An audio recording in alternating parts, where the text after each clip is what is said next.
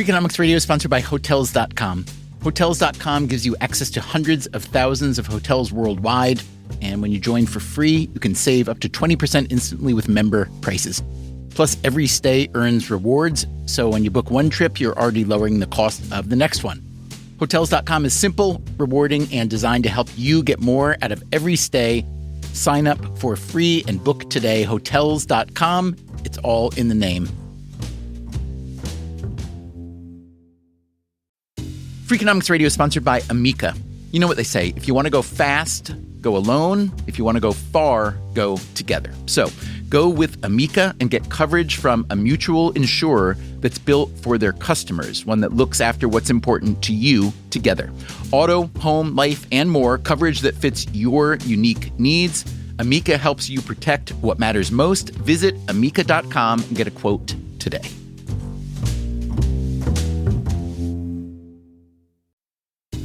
Freakonomics Radio is sponsored by Mint Mobile. Ditch overpriced wireless with Mint Mobile. Cut your wireless bill to $15 a month at mintmobile.com/freak. Upfront payment of $45 for 3 months, $90 for 6 months, or $180 for 12 months. Plan required, $15 per month equivalent. Taxes and fees extra, initial plan term only. Greater than 50 gigabytes may slow when network is busy, includes up to 20 gigabytes hotspot. Capable device required. Availability, speed, and coverage varies. See mintmobile.com.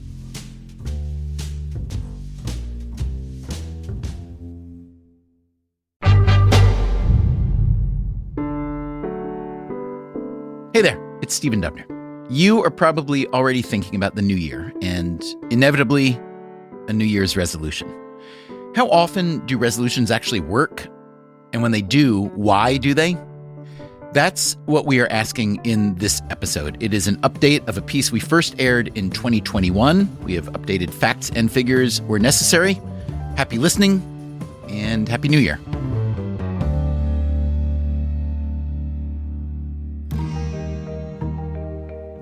I know a lot of people were particularly excited about January 1 of this year. I got extra emails about, oh, thank goodness, it's finally 2021. I'm so excited.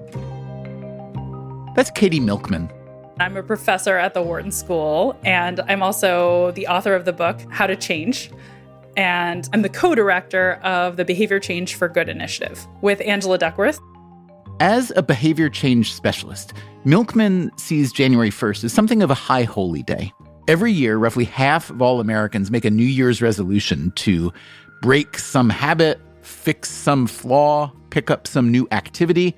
At the top of these wish lists, and yes, I am calling them wish lists, you'll see why later, at the top are eating better, drinking less, exercising more. We asked Freakonomics Radio listeners to tell us their resolutions for this year. Some of you set the bar pretty low. My New Year's resolution is to give myself a frickin' break. I realized I hadn't been showering enough. So I made a New Year's resolution to shower every 36 hours, and so far so good. Visiting the tide pools. That's it. That's the only New Year's resolution that I set. And I figured it'd be really awesome if it happened, and also totally okay if it didn't. And some of you were more ambitious. My New Year's resolution was to read 25 books. So far, I'm on target. Last year, my New Year's resolution was to stop drinking during the week, and that was a complete failure. I made a resolution to try one new food every week because I used to be an incredibly picky eater. Hi there, Freakonomics. My one resolution in 2021 is that at least 4 days every month, I do not drive my car, nor do I hail any kind of rideshare or taxi or anything. It's my little way to try and reduce my fossil fuel consumption. Why is January 1st the day that we burden with so much hope, so much resolve? That's a fresh start. It's the big fresh start. But there are others too, it turns out. So it could be a birthday, the start of a new week even, or the start of a new month. There are other things that start cycles, like going to a new job or having a child or moving to a new community. All of these things are fresh starts and give us that same sense that we have a new beginning, a new chapter opening in our lives. Katie Milkman and some colleagues have named this motivation the fresh start effect. She says that fresh starts can shift our psychology in at least two ways. The first, They feel like new beginnings. So they give us a sense that anything that preceded them, that was the old me, this is the new me. And so we can wipe that slate clean.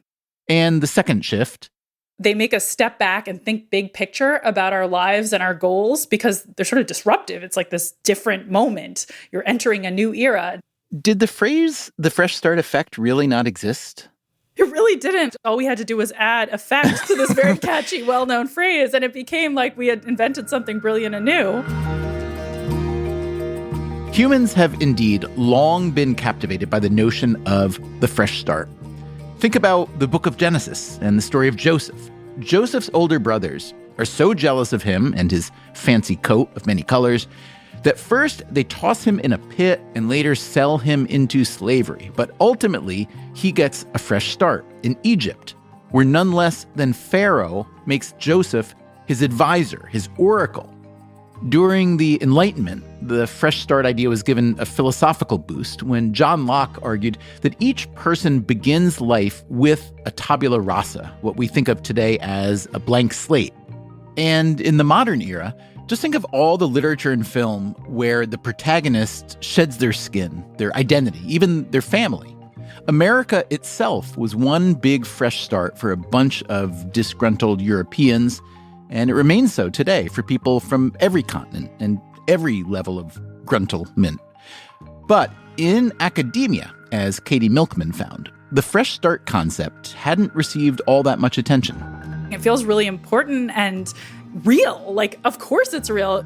To me, those are the most exciting things to study as a social scientist because you know it's big and it just hasn't been understood fully yet. And we were like, let's probe it. Let's see how we can use it. Let's really make sense of what are the moments that are fresh starts? What do they look like? What are their characteristics? How can we help people use them more? Today on Freakonomics Radio, the promise and limits of the fresh start effect. This is all a mind game. We hear about an accidental fresh start. I actually flew over here with a view to changing the visa and ended up being trapped by the travel ban. An unwanted fresh start. It's almost like your mom and dad saying, hey, by the way, we don't want you anymore. You're going to go live with the Smiths. And fresh starts that spoil fast.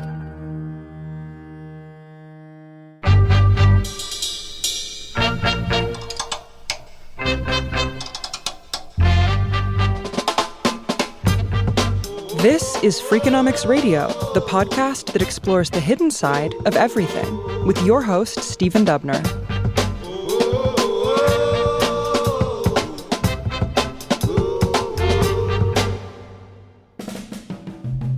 In 2021, we published an episode on the lowly, lovely traffic roundabout, which, even though it's safer than an intersection with traffic lights, is relatively uncommon in the U.S. One convincing theory was that many people are simply averse to change. They are naturally suspicious of anything that's a bit different. Indeed, there is a large body of research showing that aversion to change is real and large. And yet, humans, being the funny animals we are, we also want change, sometimes desperately. At least that's what you'd conclude when you think about New Year's resolutions and the zeal with which so many people make them. So how successful are New Year's resolutions? A recent study by a University of Stockholm psychologist named Per Karlbring, along with 3 co-authors, found that 55% of these resolutions essentially worked. That sounds amazing. So I'm going to be a grouch about it. That, again, is Katie Milkman, whose research on the fresh start effect is cited approvingly in this new study. So the study is correlational. It's also, based on self-report. That is, the study wasn't a randomized or controlled experiment. Most every study that is done to see how many people achieve their New Year's resolutions is based on self-report. It's really hard to get objective data on this unless you're stalking people in some incredibly bizarre way. But also, Milkman's own experience tells her that a 55% success rate for New Year's resolutions is just incredibly high. It's out of whack with any other study I've ever heard of. It's possible they recruited a really unusual sample, but it's also possible that there was something about the way they were asking the questions that led people to report success when they weren't really achieving it. You can ask the same question very different ways, like, are you still working on your goal? We reached out to Per Karlbring for some clarification. He told us that his research sample was indeed unusual, that it wasn't random, that he'd recruited volunteers who were, on average, more motivated to make a change. He also said that the way he posed his question, you did not have to be 100% successful. As long as you are moving in the right direction, he said, that is enough to be counted as a success. So yes, that 55% success rate isn't what you might objectively consider success. To Katie Milkman's point, other studies trying to measure New Year's resolutions have shown a success rate as low as 8%. To her, that is closer to the reality. So it's a funny thing. In general, goal pursuit mostly ends in failure. Tell me about it. Yeah. I'm always a little defensive when people say, oh, why should we even bother pursuing our goals? Most of it ends in failure, because obviously you can't really get anywhere if you don't try. As they like to say, you miss 100% of the shots you never take. You got it. So we're pretty confident that it is a beneficial thing to have more people going for it.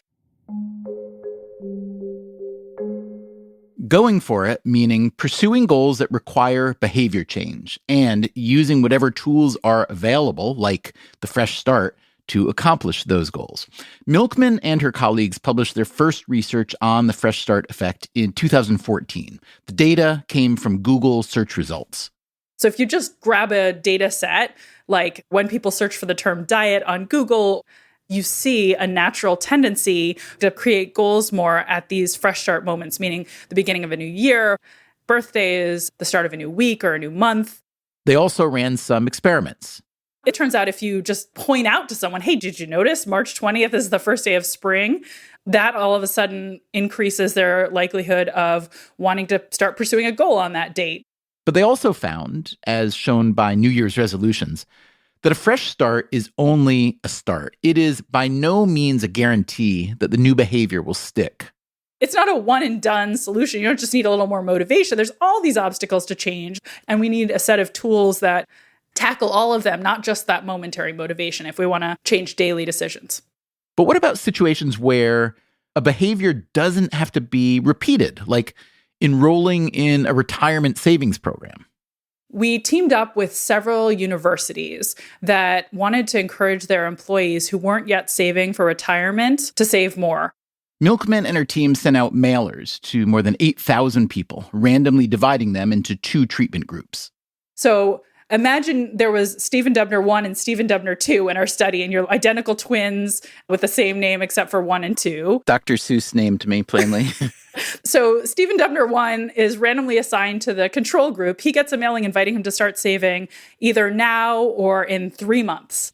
And let's say Stephen Dubner 2's birthday and Stephen 1's birthday both happen to be in 3 months. Stephen Dubner 2 gets randomly assigned to the Fresh Start condition. He's invited not to start saving now or in 3 months, but to start saving now or after his next birthday. Now, it's an identical offer, but in one case, it's highlighting the moment that might feel appropriate for saving. The researchers also sprinkled in a few placebo dates throughout the sample, like Martin Luther King Jr. Day and Valentine's Day. We found that the dates that really worked were birthdays and the beginning of spring. Whereas the other dates we looked at, actually New Year's didn't have a big effect, which was surprising. We would have expected it to. And then, of course, as you would expect, the placebo dates, nothing happening there. Milkman was convinced that the Fresh Start effect is substantial enough that it can transcend the calendar, that it can be manipulated to suit one's needs. And this is all a mind game. So certainly if you want to, you can remind yourself every Monday, every time there's a holiday, it's a new beginning. Is the average Monday more powerful than the average first of the month, even though there are 4 times or 5 times as many Mondays?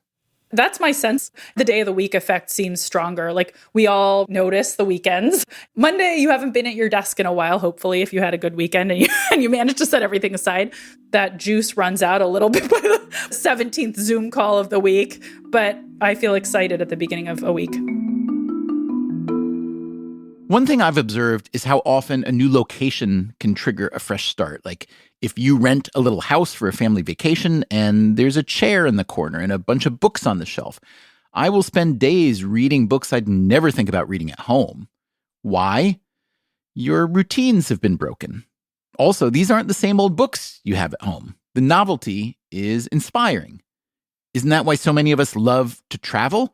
It exposes you to new experiences, new people, new ways to see the world and think about your place in it. Travel is a constant barrage of fresh starts. That's why travel can also be disorienting, even overwhelming. This past year, we have all taken a disorienting and unscheduled trip to the land of COVID-19. So, what will our collective return feel like? Just think about how many fresh starts we'll be looking at. New relationships, new jobs, new living circumstances. You've got all the goodies in there, right? You've got the new environment and the psychological break. What we know is that when people move and their circumstances change, their environments change, their social circles change, it gives them an opportunity to change along with those things. And if they want to take advantage of that opportunity and structure their lives in a way that will facilitate better outcomes, they're better set up to do that when you move because you haven't built routines, you haven't built bad habits. Coming up after the break, we talk to someone who has moved across continents several times for work. Each job I've gone to, there's been a little bit of me that's developed. I'm Stephen Dubner. This is Freakonomics Radio. We'll be right back. At Edward Jones, we believe rich isn't about having life all figured out. It's opening yourself to all the possibilities. That's why your dedicated financial advisor provides long-term planning built around you, meeting you where you are, and helping you get closer to where you want to be.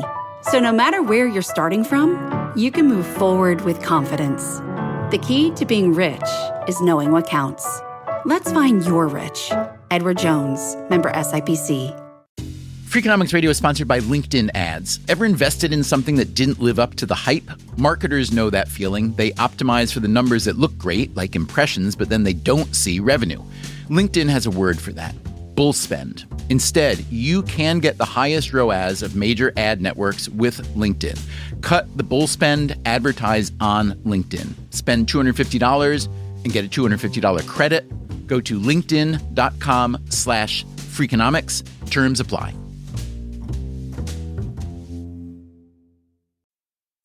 Freakonomics Radio is sponsored by PNC Bank. Boring, great word, bad rep. Yet time and time again here at Freakonomics, we find that when something culture-changing happens, boring things like calculations and careful planning are usually behind it. Which begs the question, why not apply it to other aspects of life, like banking, for example? Well, PNC Bank did since its inception, proving time and again that the best banking strategy isn't the exciting type, but the steady, reliable, definitely not YOLO type. PNC Bank, brilliantly boring since 1865. Brilliantly boring since 1865 is a registered mark of the PNC Financial Services Group, Inc. PNC Bank, National Association, member FDIC.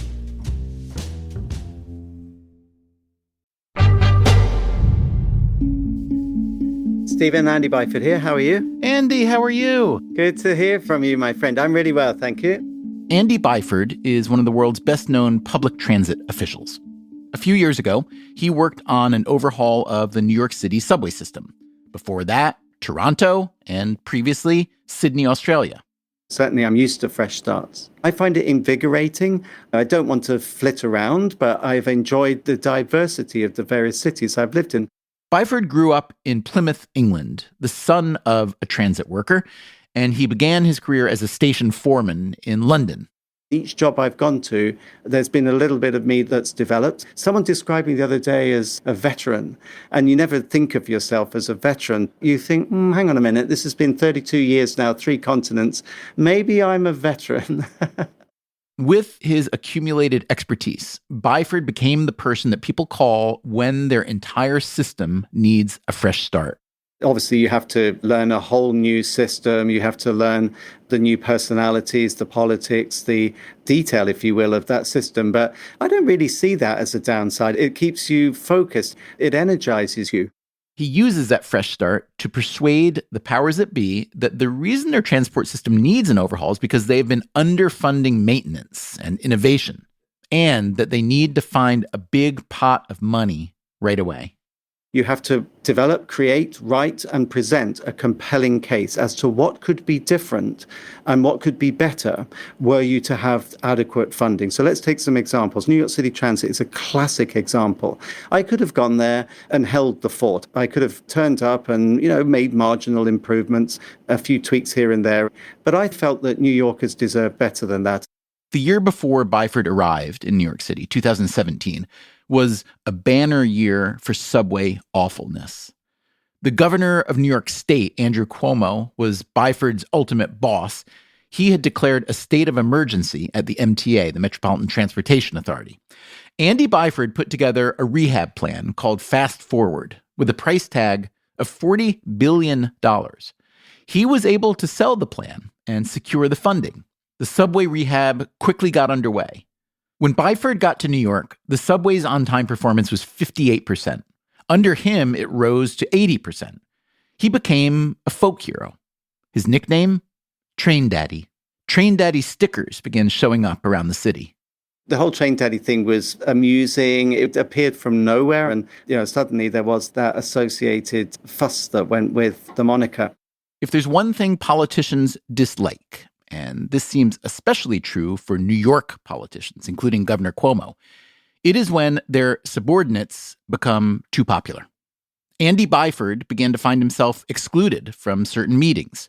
His parent agency, the MTA, underwent a sudden reorganization. As a result of the reorganization, my job was basically cut in half. It wasn't the job that I was brought into New York to do. The modernization of the subway system was no longer part of Andy Byford's portfolio. He had been downsized to running the day-to-day operations.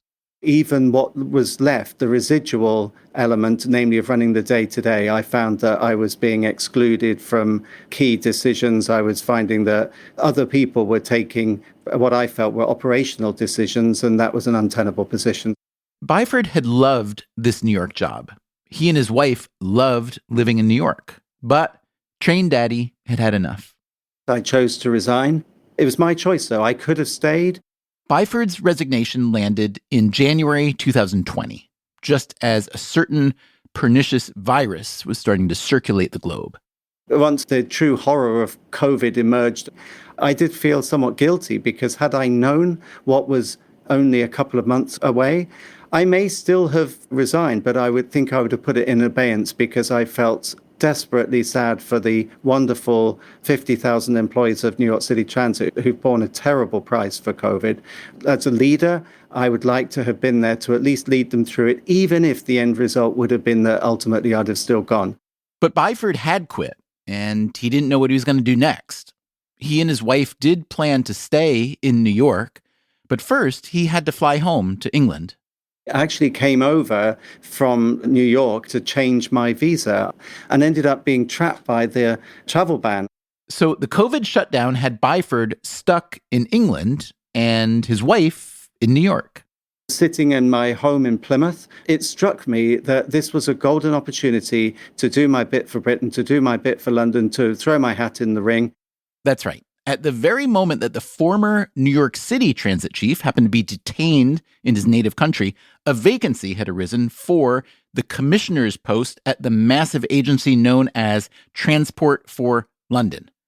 Byford applied, got the job, and is now responsible not only for London's subways, also known as the Tube or the Underground, but the entire transport system. Above-ground trains and ferries, roads and buses, even bicycles and pedestrians. It was a COVID-induced fresh start for Byford in a system that will need to make its own COVID-induced fresh start. Bus ridership at the moment is around 40%, the Tube around 20% of normal levels. At one point, the Tube was 5% of its normal ridership, levels not seen since Victorian times. And it's hard to predict what ridership levels will return to and when. We've modeled 5 scenarios ranging from a doomsday scenario where pretty much the ridership never recovers through to probably an overly optimistic one where we get back to normal within a couple of months of lockdown ending. I don't think either of those are likely, but something in the middle ground where maybe we get to 90% of ridership in the medium term, that's more likely. Byford is choosing to look at this moment as an opportunity. One of my mantras in life is there's always opportunity in adversity. And I'd certainly say that's the case for the pandemic, because you can take the opportunity to reflect upon the way you've always done things. Reflecting on the way you've always done things is, as Katie Milkman explained earlier, one of the key benefits of a fresh start. And one of the most interesting pieces of fresh start evidence happens to come from the very same London Underground that Andy Byford now runs. In 2014, there was a 2-day transit strike that shut down some stations across the London subway system. Many commuters had their normal routes disrupted. You could look at this as simply a temporary inconvenience, or you could look at it as a forced fresh start, especially if you were an economist in search of a research project. So my name is Ferdinand Rauch. When we first spoke for this episode, Rauch was at Oxford University. Today, he's at the University of St. Gallen in Switzerland. When the London tube strike was over, he and some colleagues gathered data to show how commuters had adjusted their routes. The researchers could see what share of commuters responded to this forced experiment by changing their behavior and sticking with the new route. About 5% of commuters in the London system changed their behavior if confronted with forced experimentation. Or, as Katie Milkman puts it, about 5% of commuters found something new in that 2-day experiment that was better for them, and they stuck to it thereafter. So it might be a more pleasant walk, or there might be a convenient shop along the way that you discover when you take a different route. It could be that the stations are more pleasant to wait in. So it could be all sorts of things that make one commute better than another one. So the fresh start provided by a 2-day interruption of their routine led a significant share of commuters, 5%, to try something that they wound up liking better and sticking with, even though they hadn't sought out the change. The COVID shutdown has been a change that none of us sought out. So you do have to wonder what sort of old habits we have broken or new ones we've formed. Our habits are tested very rigorously by COVID. We have to question most things we do. We have to do many things differently. If the general theme of our paper is correct, that people are stuck in habits excessively, then COVID has lasted for so long now that people could just be that they're now stuck in a new habit. I changed my exercise routines around this pandemic because my schedule changed now. My childcare situation changed. I wasn't going to the office, but the new habits I've built aren't going to be consistent with and compatible with going back to my old routines. So I'm going to need to create a new exercise habit. And that means I need to sort of start again in creating that routine. And that's tricky. Coming up after the break, a more systematic approach to behavior change. And when should you avoid a fresh start? That's coming up right after this. Freakonomics Radio is sponsored by Figure. Did you know that 40% of homeowners own their home outright? If that's you, don't let your equity sit idle. Tap it with a home equity line of credit. Figure, the #1 non-bank HELOC lender in the U.S., helps tap equity you've built in your home so you can do things like tackle a renovation or pay down debt. HELOC is a line of credit secured by your home. You can draw what you need, repay, and draw again. Figure offers a 100% online application. Get approved in 5 minutes and funding in as few as 5 days. It's faster than a bank loan and cheaper than a personal loan. Check your rate today without impacting your credit at figure.com/Freakonomics. This post is sponsored by Figure, NMLS ID 1717824. Figure is an equal housing lender. For more information about their licensing, visit nmlsconsumeraccess.org. Figure's HELOC is subject to credit approval and terms apply. Freakonomics Radio is sponsored by Advantech. No one likes a creaky floor, and builders know that the subfloor sets the tone, which is why Advantech subflooring is engineered for strength, stiffness, and moisture resistance. Advantech products are designed to stand up to the elements and give you a bond so strong it's backed by the industry's first squeak-free guarantee. No squeaks, fewer callbacks, no problem. When the schedule is tight and performance matters, head to huberwood.com/Advantech to lay the foundation of a solid build.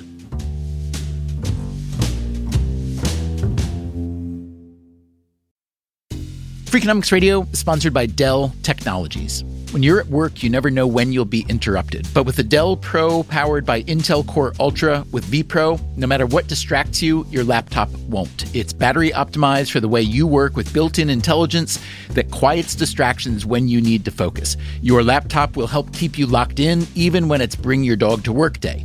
Built for those who stay in the flow, the Dell Pro, built for you. Dell.com/Dell-Pro.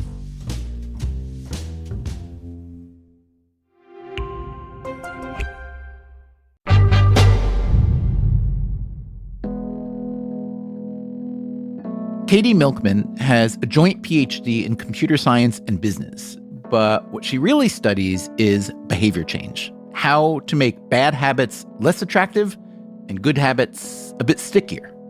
That's much easier said than done, and when it comes to behavior change, theory doesn't always predict reality.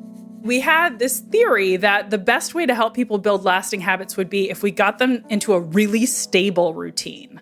So if we could convince you like every day at the same time to go to the gym. We said if we basically pay you enough to do it at the same time consistently over and over again for a month, we're going to see this skyrocket in terms of habit formation. So we ran this test. We paid some people to be really routine, like really the same time every day. And other people we paid to be less routine, if you will. And we were sure the routine folks, when we let go and watched what happened, they would rise. But what she and her fellow researchers actually saw, it was the opposite. The people who we paid to be flexible and to do things at different times, they built more lasting habits. And I think fresh starts are like that too. Like life is a mess. So we need to have flexibility. And there's all these little tricks, like trying to train habits that have fallback plans, trying to build in a buffer in case we fail.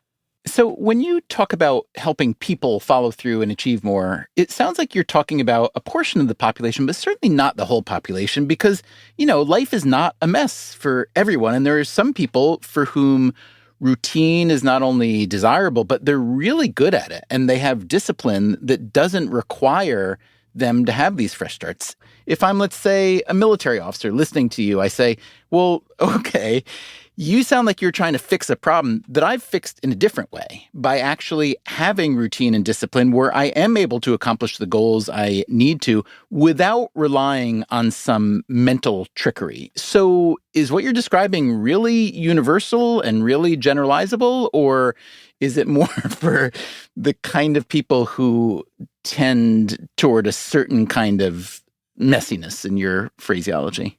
I actually think the most successful people use all these tricks. So that's why they're successful, you're saying?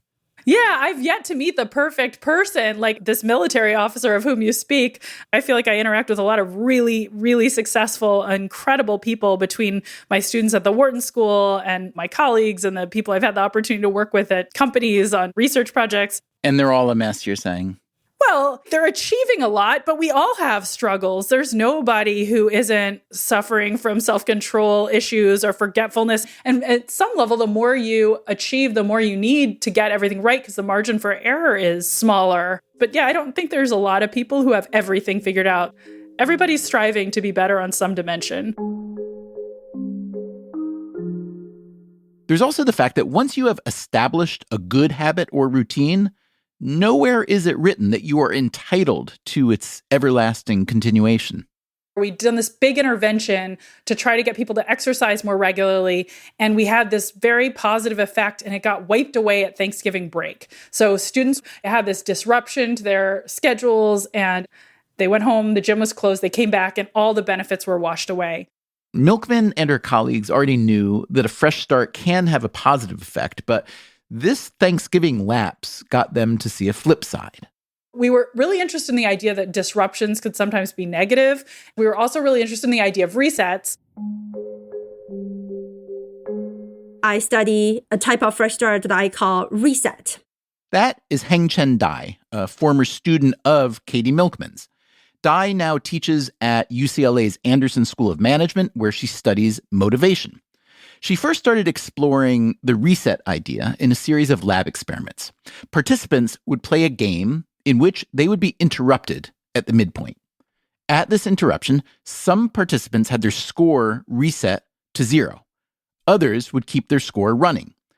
Dai wanted to know whether a reset affected overall performance, and if so, whether there was a difference if, before the reset, the participant was doing well in the game or doing poorly. In other words, what's the fresh start effect look like if you're succeeding, and what's it look like if you're struggling? Her lab results were interesting enough that she wanted to analyze the reset effect in the real world. She went looking for a real-world scenario that mirrored the lab game she'd been running, and she found it in Major League Baseball. This might lead you to assume that Dai is a big baseball fan. I basically know nothing about baseball. I often joke to my friends that life is too short to watch baseball. But baseball had a quirk that was perfect for what Dai wanted to know about resets. So Major League Baseball consists of two leagues, the American League and the National League. Quite routinely, players are traded during the season. And when a player is traded across leagues during the regular season, his season-to-date statistics are reset. So for example, say a player had a season-to-date batting average right before trade as 275. A 275 batting average is pretty good, above the league average. Anything in the neighborhood of 300 is considered excellent. So let's say that 275 hitter is traded from a team in the American League, like the Boston Red Sox, to a team in the National League, like the Chicago Cubs. If he's traded across leagues, his batting average will start from 0. So that is a reset. But, and here is the quirk that made baseball the perfect real-world setting for Heng-Chen Dai's study. If that same 275 batter is traded from one American League team to another American League team, or from one National League team to another National League team, his batting average doesn't get reset. Voila, a perfect natural experiment to test the power of the reset.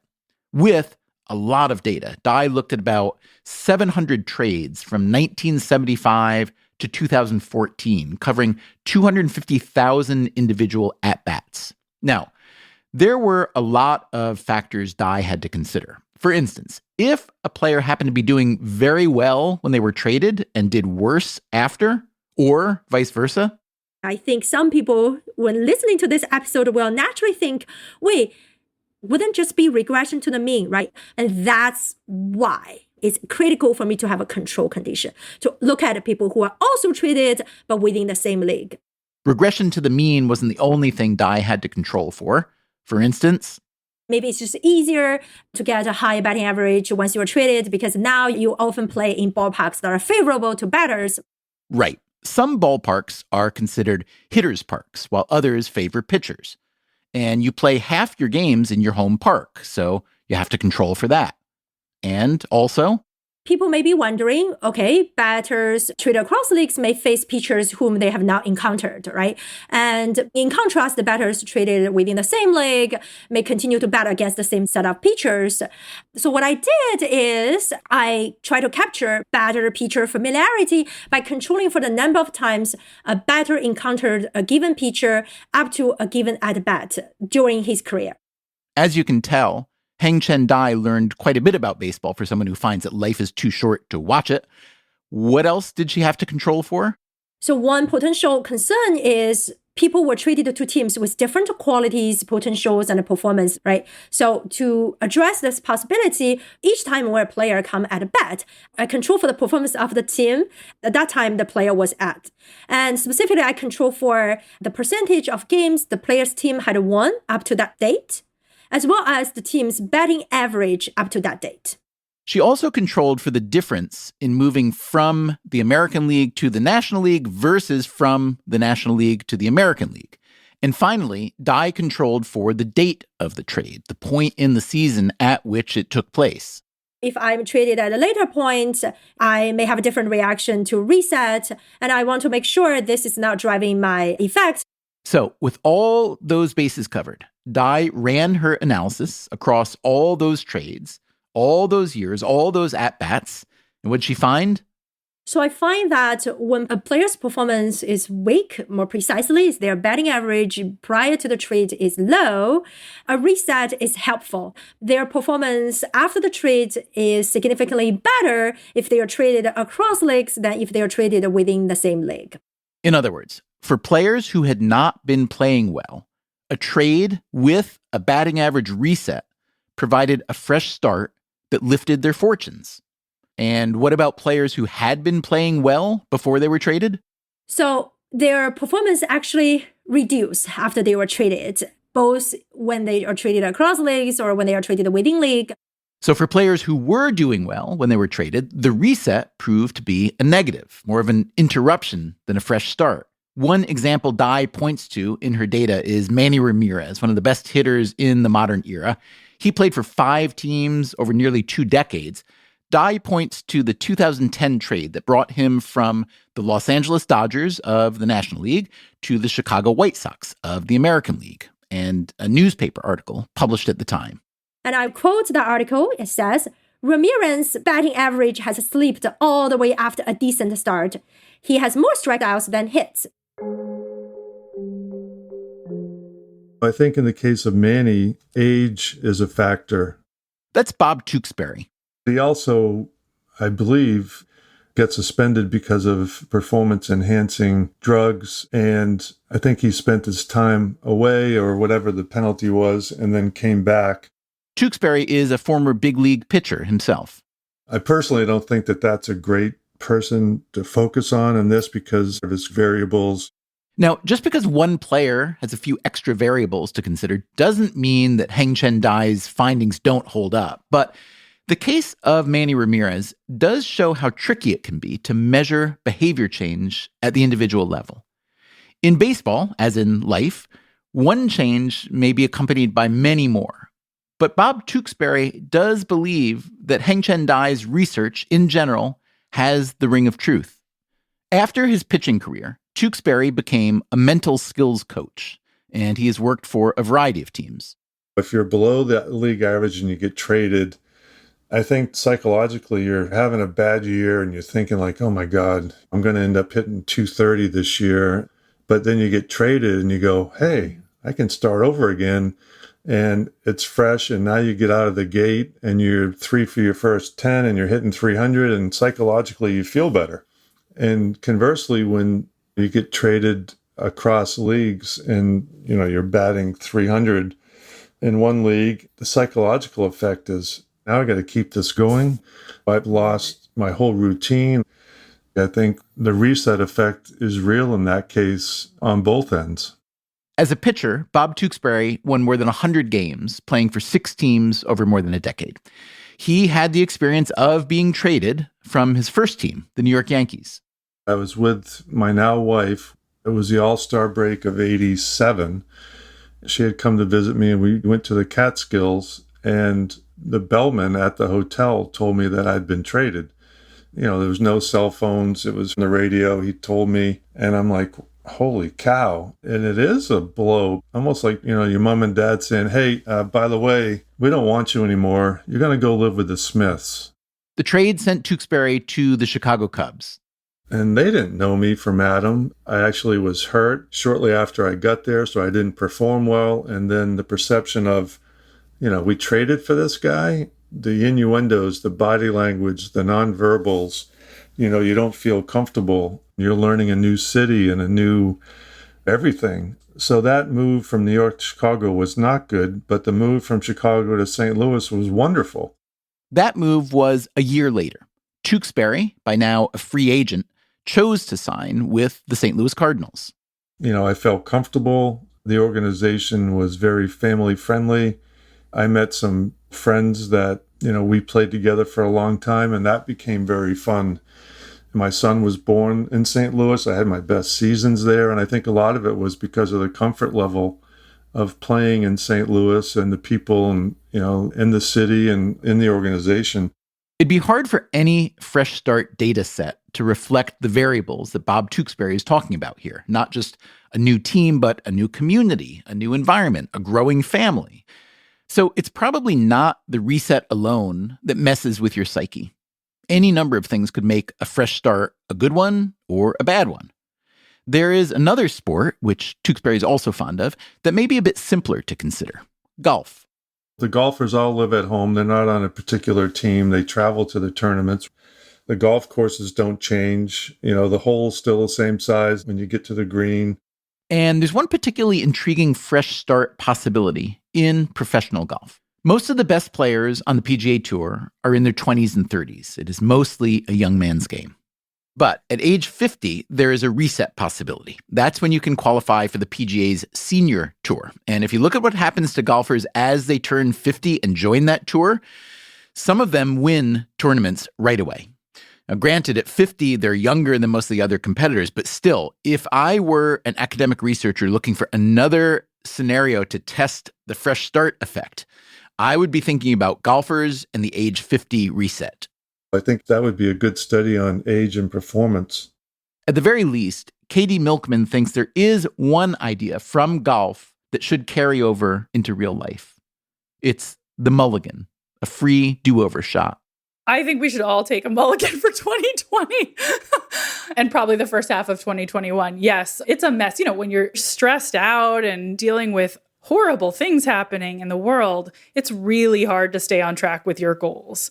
So I think, everybody should cut themselves some slack and jump on the fresh start bandwagon when things start looking up. That was Katie Milkman, a professor at the Wharton School. You can read more about this research in her book, How to Change. We checked in with Milkman in 2022 about her New Year's resolutions, and she said she planned to reduce the time she spends on her phone.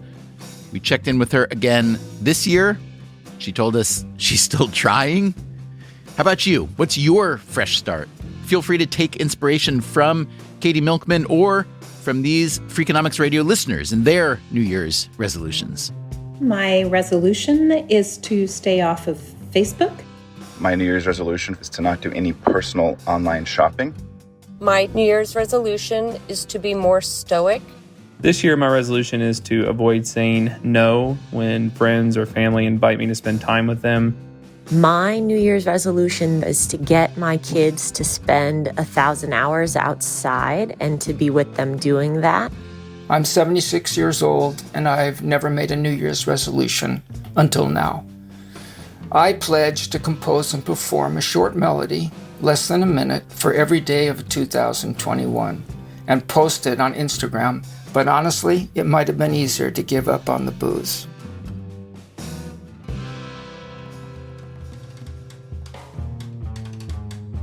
Thanks to everyone who sent in resolutions. Thanks also to Katie Milkman, Heng Chen Dai, Bob Tewksbury, Ferdinand Rauch, and Andy Byford for teaching us all about fresh starts. Since we aired this episode, Byford, after running Transport for London, has gotten yet another fresh start in New York with Amtrak, where he's working on a long-promised transformation of Penn Station, which is a building that very much needs its own fresh start. We will be back soon with another episode of Freakonomics Radio. Until then, take care of yourself. And if you can, someone else too. Freakonomics Radio is produced by Stitcher and Renbud Radio. You can find our entire archive on any podcast app. Also at Freakonomics.com, where we publish transcripts and show notes. This episode was produced by Zach Lipinski. It was mixed by Eleanor Osborne. The Freakonomics Radio Network staff also includes Alina Kuhlman, Augusta Chapman, Dalvin Abuaji, Ellen Frankman, Elsa Hernandez, Gabriel Roth, Greg Rippin, Ilaria Montanacourt, Jasmine Klinger, Jeremy Johnston, Morgan Levy, Sarah Lilly, and Teo Jacobs. Our theme song is Mr. Fortune by The Hitchhikers, and our composer is Luis Guerra. As always, thanks for listening. I'm just about to enter Lent, and I've decided to give up booze, cheese, and bread, all three of which will be a nightmare. The Freakonomics Radio Network, the hidden side of everything. Stitcher.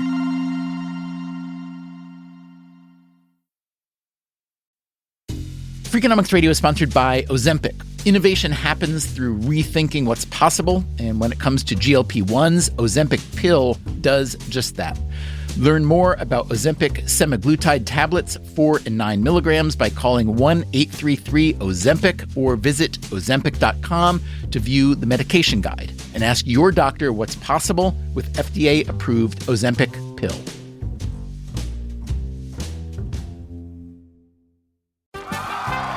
Welcome back to Should I See a Doctor?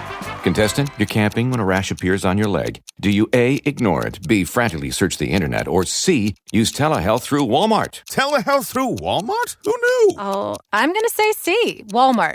Correct. Walmart can connect you with 24/7 virtual medical care. You genius, you. Well, I can fold a fitted sheet. Walmart. Who knew? Telehealth services offered by third-party providers. Restrictions and fees may apply. Hey there, I'm Stephen Dubner, host of Freakonomics Radio. If you love the podcasts in the Freakonomics Radio network, I want to tell you about a way you can get even more from us. To hear our shows without ads and get exclusive access to Freakonomics Radio bonus episodes, please subscribe to SiriusXM Podcasts Plus on Apple Podcasts or sign up at SiriusXM.com/podcasts plus. Start a free trial today.